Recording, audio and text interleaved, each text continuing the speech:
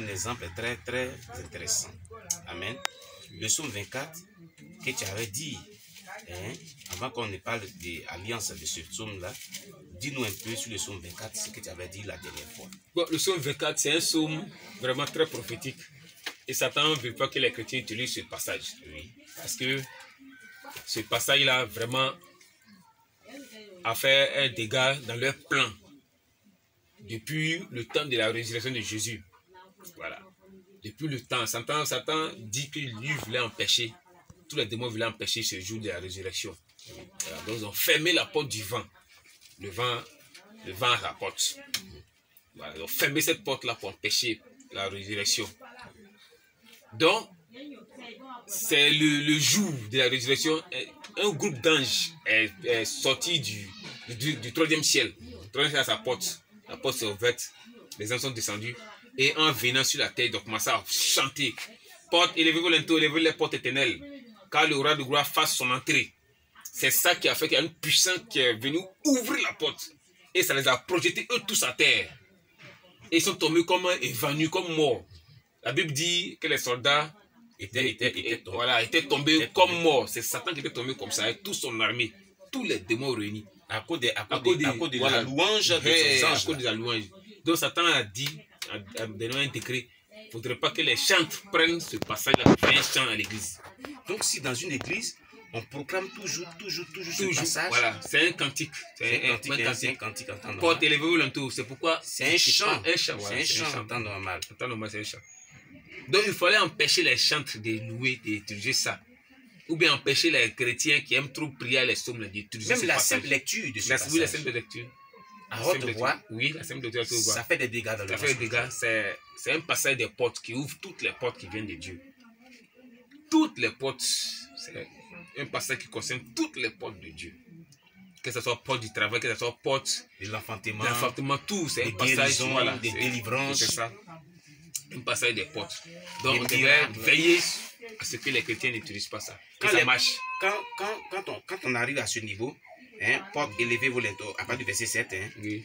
Porte, élevez-vous lentour, élevez-vous porte éternelle, que le roi des gloires fasse son entrée. Qui est ce roi des gloires? L'Éternel fort et puissant, l'Éternel puissant dans les combats. Oui. Porte, élevez-vous lentour, élevez les portes éternelles, que le roi des gloires fasse son entrée. Qui donc est ce roi des gloires? L'Éternel des armées, voilà le roi des gloires. Oui. Je veux comprendre par là que ce jour-là où ces anges-là chantaient ce cantique, c'est Dieu même qui est descendu. Oui, l'Esprit de Dieu qui est venu ouvrir la porte, qui est rentré dans le sujet des morts, voilà. Dans le sujet des morts pour le ressusciter. Donc c'est un passage pour ressusciter, voilà, sur tous les plans la vie des gens qui étaient enterrés. C'est un passage de miracle.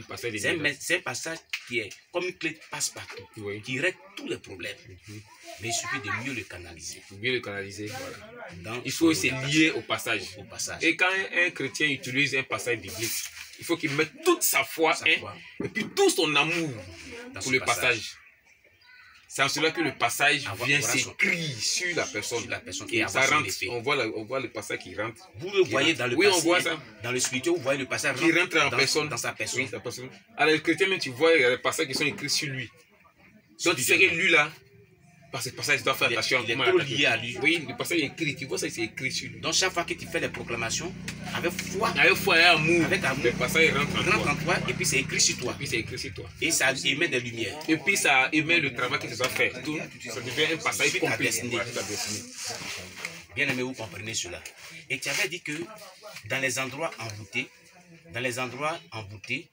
quand on proclame le psaume 24 chaque jour, il y a une catégorie des gens qui descendent seulement. Si vous utilisez ce psaume-là, il faut nous expliquer un peu qu'est-ce qui va se passer. Les mystiques sont dans le quartier, qu'est-ce qui va se passer? Quand les chrétiens qui connaissent ce psaume, qui utilisent ce psaume dans leur maison, c'est les mêmes anges qui ont chanté ça là. C'est eux qui descendent dans la maison. C'est les anges qui descendent dans la maison du chrétien. C'est les anges vraiment bons. Comme Satan, souvent il dit la vérité dans ce truc-là, ah, c'est pas les petits anges. Voilà. Donc moi,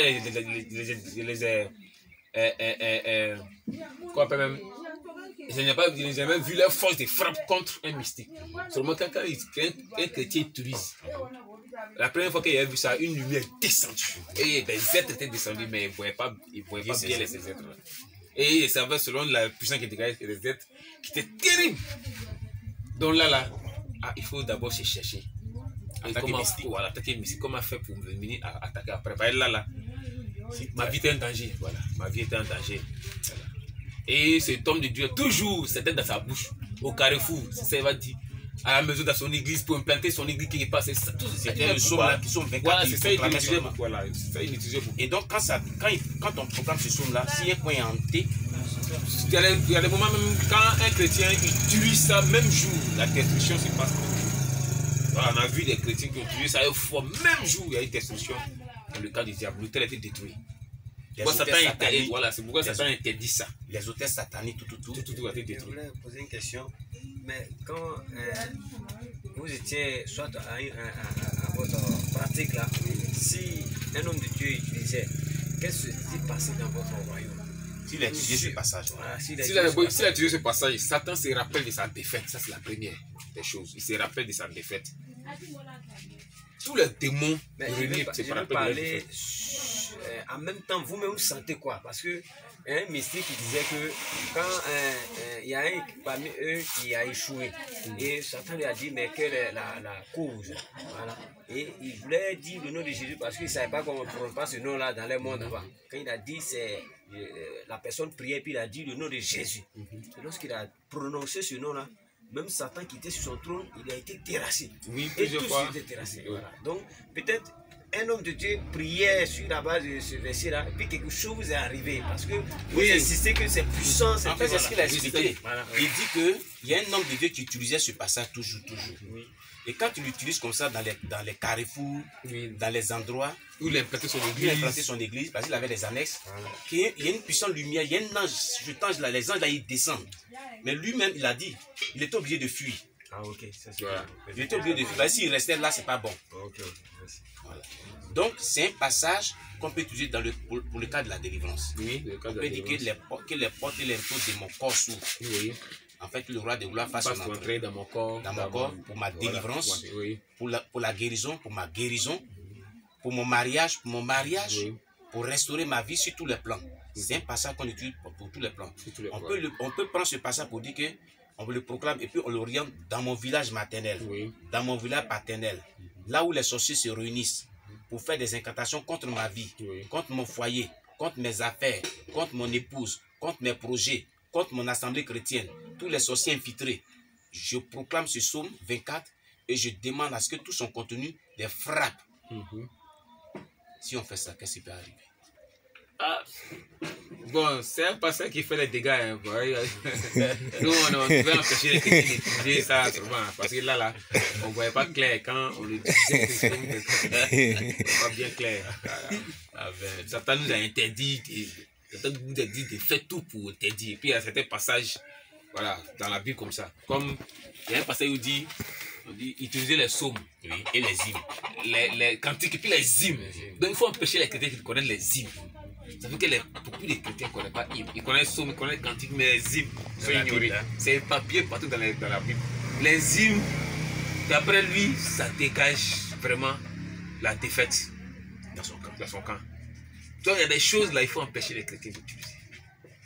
Amen. Voilà. Donc nous, on faisait notre travail. Il ne faut pas utiliser Somme 24. Il faut utiliser Somme 94. Il ne faut pas utiliser Somme 24. Voilà. Donc, ça veut dire que si un chrétien veut qu'une situation, il vit une situation terrible, qu'il veut que sa situation là soit résolue, il peut utiliser le Somme 24. Il peut utiliser le Somme 24. Une église qui est confrontée à des puissants des ténèbres, qui veut vraiment la délivrance, ou même quelqu'un qui veut la délivrance, la guérison, il veut un miracle de Dieu. Mais ce Somme 24, il doit l'utiliser avec beaucoup de foi. Beaucoup de foi, beaucoup d'amour. Beaucoup d'amour et beaucoup de foi, pour que son effet ait de l'impact pour sa délivrance. Mais surtout le contenu de ce psaume, à un certain point d'un verset biblique, est très utile pour qu'il soit efficace plus. Il a dit quoi? Il a dit au verset, parce qu'on avait dit que l'ange vient et puis il accomplit le contenu. Le contenu, oui. Voilà. Il a dit à partir du verset 3 à 5 surtout, écoutez très bien. Qui pourra monter à la montagne de l'Éternel? Qui s'élèvera jusqu'à son lieu saint? Celui qui a les mains innocentes et le cœur pur. Celui qui ne lie pas son âme au mensonge et qui ne joue pas pour tromper. Surtout le verset 4 répète le fait de la sanctification. Ça veut dire que toi, tu vas utiliser ce psaume-là. aussi il faut que tu sois dans la sanctification. Pourquoi? Voilà la suite qui est derrière. Il obtiendra la bénédiction de l'Éternel, la miséricorde du Dieu de son salut. Amen. Voilà le partage de la génération qu'il invoque, de ceux qui cherchent ta face de Jacob. Ceux qui l'invoquent, c'est-à-dire ceux qui utilisent ce psaume, ceux qui prient, leur partage, c'est qui s'attache à leur vie. C'est quoi? On va récapituler. C'est la bénédiction de l'Éternel, la miséricorde de son salut. C'est ça qui s'attache à lui. Seulement que la personne ne doit pas se livrer son âme au mensonge et puis doit avoir le cœur pur, il doit vivre dans la sanctification. Ce psaume-là émet un préalable. Ce sont ces préalables. C'est tout. Bien aimé, vous devez retenir ce fait-là. Parce que beaucoup de personnes utilisent ces versets et puis ils sont souvent étonnés que ça ne marche pas. Mais pourquoi ça marche pour les autres? Pourquoi ça ne marche pas pour moi? J'ai gêné, j'ai prié. Pasteur, tu m'as donné les psaumes, tu m'as donné les versets, mais c'est toujours la même chose. Il faudrait que vous respectez les préalables. C'est pour ça que nous insistons beaucoup dessus aujourd'hui. Alléluia. Amen. Il faut le programmer avec foi, beaucoup d'amour et les préalables qui sont dans ce contenu. Alléluia. Amen. Que Dieu soit loué. On a découvert, on a vu aussi des chrétiens qui avaient un amour fort pour un passage. Tu ne peux pas le vaincre. Il s'est attaché. Il s'est attaché, il a aimé le passage. Parce qu'il a entendu une fois le passage dans l'église. Il a aimé, c'est fini. Il ne connaît pas où c'est situé dans la Bible, mais il a aimé le passage. Il a retenu ça. C'est fini. Tu ne peux pas l'avoir.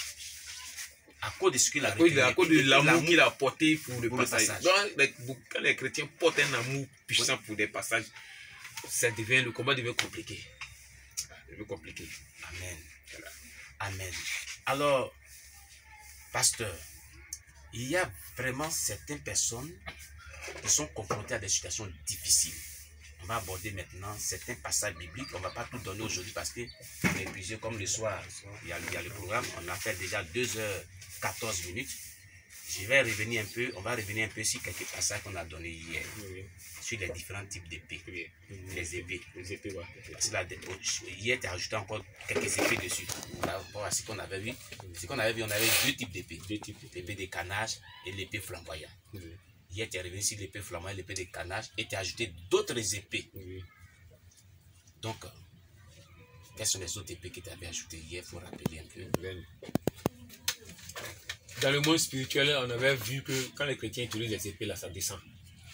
L'épée, il y a des épées qui viennent avec le feu. Voilà. L'épée du feu a son travail. L'épée du canage avait son travail. L'épée du canage est en fourreau. Voilà. Il faut l'enlever dans le fourreau. Donc, il y a des chrétiens qui font le combat, ils n'enlèvent pas l'épée dans le fourreau. Donc, avant de proclamer, il faut dire j'enlève l'épée dans son fourreau. C'est là que ça faisait son travail de massacre. Donc, on avait aussi découvert que les chrétiens avaient une épée dans la main. Donc, l'épée est liée à la main. Et il y avait une épée dans la bouche du chrétien. Beaucoup de chrétiens. Vous voyez ça? Vous voyez ça? On voyait ça. Oui, on voyait ça. Avec ça. Donc, quand tu programmes la parole, quand tu pries, l'épée dans la bouche sort. L'épée dans la main sort. Donc, il y a deux épées. Quand tu pries avec le passage de la Bible. Oui, avec le passage de la Bible. Quand tu proclames le passage, où parle de ces passages? Voilà, où parle le passage de l'épée là. Oui. Quand il utilisait ça, l'épée de la bouche sort. L'épée de la main en action. Donc, deux épées font le combat.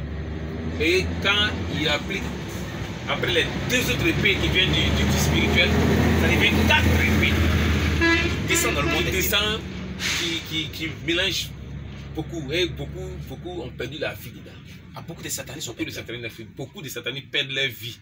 Mais comme ils quittent dans d'autres pays, ils quittent dans d'autres quartiers, donc on ne voit pas. On ne voit pas. Parce que les gens du quartier te connaissent, ils savent chercher quelqu'un qui est plus fort. Donc, les personnes prennent un coup et meurent, mais pas tout il ne faut pas faire ça. Donc, Satan dit qu'il faut empêcher les chrétiens de connaître, de savoir qu'ils ont une épée dans la main. Il y a d'autres mains qui savent, mais ils ne savent pas utiliser l'épée.